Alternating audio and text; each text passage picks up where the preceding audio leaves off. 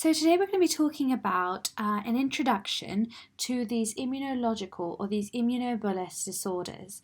These immunobullous disorders include disorders such as bullous pemphigoid and pemphigus vulgaris. Okay, so when it comes to these immunobullous disorders, you want to remember that these are bullous or blistering disorders. These are blisters.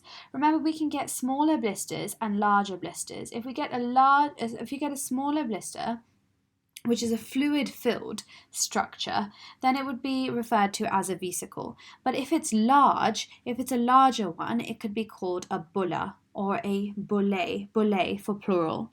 Okay, so first you want to identify, is it smaller or is it larger? Is it a vesicle or is it a bulla? Where is the immune reaction? So these immunobullous disorders, it's in the name, it's immunological as well as bullous. So when it's immunological, we know that there's some kind of immune reaction at play here. So when it comes to the immune reaction, where do you think the immune reaction is occurring? So when it comes to these blister disorders, there's a few things we need to keep in mind. What kind of blister is it? Where is the immune reaction in terms of the skin layers? Is it within the epidermis itself? So intraepidermal, or is it at the lowest layer, the deepest layer of the epidermis, at the epidermal-dermal junction or the dermo-epidermal junction? Then we're also going to be looking at the type of blister. So the type of blister actually depends on how much of the roof or the above skin layers are intact. But we'll talk about that next. So where is the immune reaction occurring? Is it occurring at the dermo-epidermal junction? Or is it intraepidermally? Intraepidermally means within the epidermis itself, which is the top layer of the skin. And if it's intraepidermally, we can imagine that it would be a lot more superficial. So these blisters will be much more superficial, and that means that these blisters will also be easier to rupture. These blisters will more easily rupture because they're more superficial. Now here I'm shading in the epidermis in green, the purple is the basement membrane, and the dermis below. The dermis makes up the larger area, and there's the epidermis superficially. So an intraepidermal blister would be within this epidermis layer here. Below that is the basement membrane. Attached to the basement membrane are our basal cells. Anchoring the basal cells to the basement membrane. Remember, we are still within the epidermis. This basement membrane is classified as something which is still within the epidermis. In fact, it marks the border between the epidermis and the dermis. And here what we can expect to find are these adhesion molecules, these adhesion structures. These adhesion structures are known as hemidesmosomes. So here, these are known as hemidesmosomes. These are specific structures. These also have a target antigen. And remember, because these are immunobullous disorders, that means that we have autoantibodies attacking directly these adhesive structures. And remember, just like an anchor to a boat, we have just a little anchor, just like a little sticker, a sticky note, or like one of those command strips to a wall, one of those sticky notes.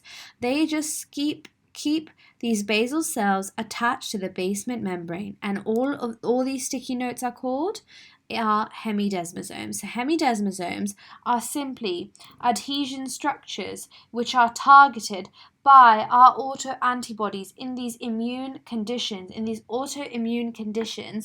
and these hemidesmosomes are simply anchors. They anchor these basal cells to this basement membrane. Do you understand? Okay, I hope you're following.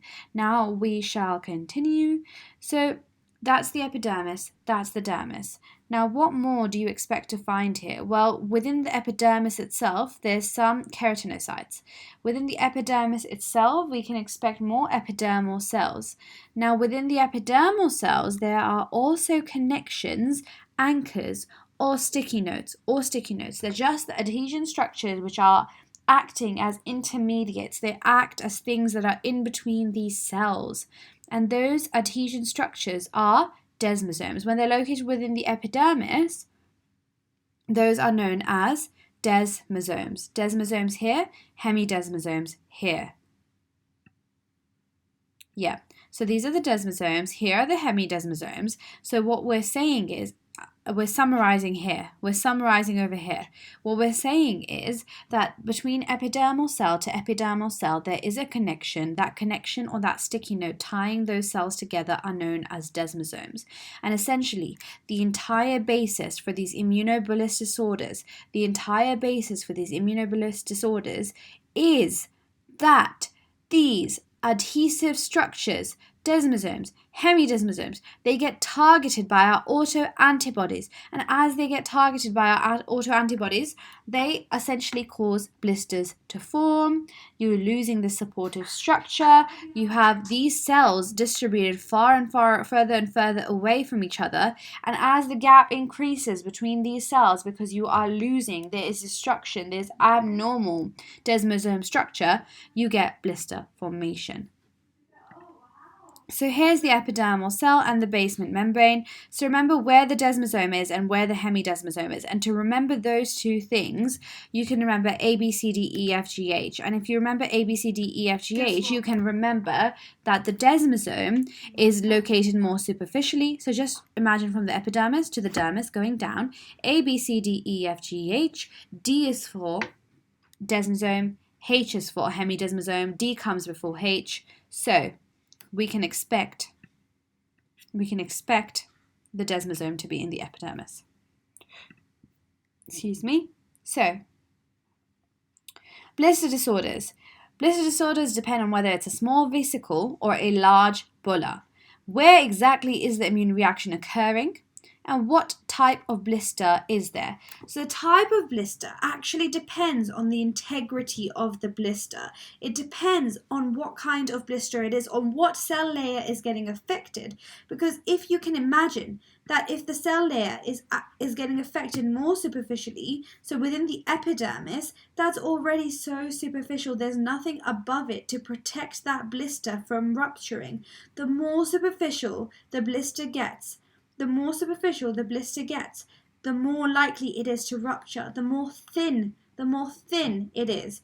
Because while here you're losing connection with all your epidermal cells, here the hemidesmosome is roofed. So if the issue, the blister was deeper, if the integrity of the skin was damaged at the dermal epidermal junction here, that would mean that there is still a large enough roof, a large enough shelter above it here. This would be the roof.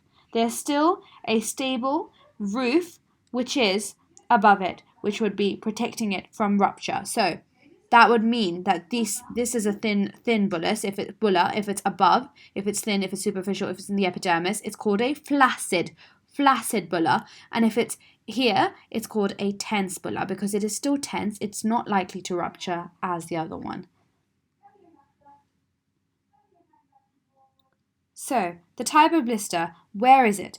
If it's intraepidermally, we're just reiterating what I've just said. If the type of bulla is intraepidermally, that means within the superficial layer of the skin, in the epidermis layer, that means that the walls are going to be thin of the blister. Because remember, these epidermal cells, which were previously connected by hemidesmosomes, will now be, I've crossed them out because they will now be damaged. So the epidermal cells will be farther and farther away. So that would make for a flaccid blister, a thin blister, likely to rupture. Whereas a subepidermal blister is deeper, it has an intact roof, so it would be called an intact or a tense blister. Okay? The other things you need to remember is these can include trigger factors. There is an increased susceptibility for these immunobulous disorders. There is an increased susceptibility. However, you can have risk factors such as drugs, foods, viral infections, hormones, UV, vaccination even. Okay? Blisters may arise from destruction of epidermal cells, such as in the case of burns. But when blisters arise from trauma, or blisters arise at different things, from loss of adhesion between the cells, which may occur between cells in the epidermis, that would be called pemphigus vulgaris. Pemphigus vulgaris. It's more superficial. It's vulgar. It's it's more dangerous. It's not more dangerous, but it is more likely to rupture. Do you understand? And it is more severe. And if it's at the basement membrane, that is bullous pemphigoid. Bullous pemphigoid. B for basement membrane. Bullous for basement membrane. Remember, where is the damage occurring? The damage is happening at these adhesion molecules. So the damage is happening at these due to these autoantibodies, autoimmune blistering. It's an autoimmune condition which cause autoantibodies to target the antigens on our adhesion structures, such as the desmosomes and the hemidesmosomes. Now we're just going to do a quick review of everything what we've covered so far. When it comes to immunobulous disorders, you have to remember what kind of blister or vesicle is it. Is it small? So small vesicle. Is it large? Type of blister. Is it intraepidermally or is it subepidermally? If it's intraepidermally, it's within the epidermis, making it more superficial. And if it's subepidermally, that means it's beneath the basement membrane, at the level of the hemidesmosome. Now remember, if it's intraepidermally, that means the walls are thin. Flaccid blister is what you get. If it's subepidermally, it's deeper. That means the roof is intact. Your epidermis would still be stable, so it would be an intact or tense blister. Or from the loss. So how does it occur? It occurs from the loss of adhesion between cells. If it's within the epidermis, it's known as PV, pemphigus vulgaris. Remember, it was vulgar. Or if it's at the basement membrane, it's BP. So bullous pemphigoid. Remember, where is the damage happening in autoimmune conditions? It's happening at the adhesion structures known as desmosomes and hemidesmosomes, which are just our sticky notes. And this occurs due to autoantibody attack. A little bit about bullous pemphigoid right before we go on to my next video. My next video will be bullous pemphigoid in detail.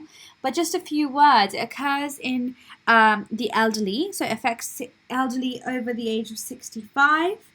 And it tends not to involve the mucosa like pemphigoid vulgaris does. It may present acutely or it may present insidiously. However, both these types often reach a chronic 5-year intermittent stage, after which it does subside and does start to remit. Now, clinical presentation, you would be getting this potentially preceding eczema before you start the bullous pemphigoid. You will get blisters over the flexure surfaces, blisters on the inner thigh, blisters on the flexure surfaces, and mucous membrane is usually not as involved as in pemphigus vulgaris. Now that is the end. I hope this video was helpful. Please like and subscribe, and I'll see you in the next one.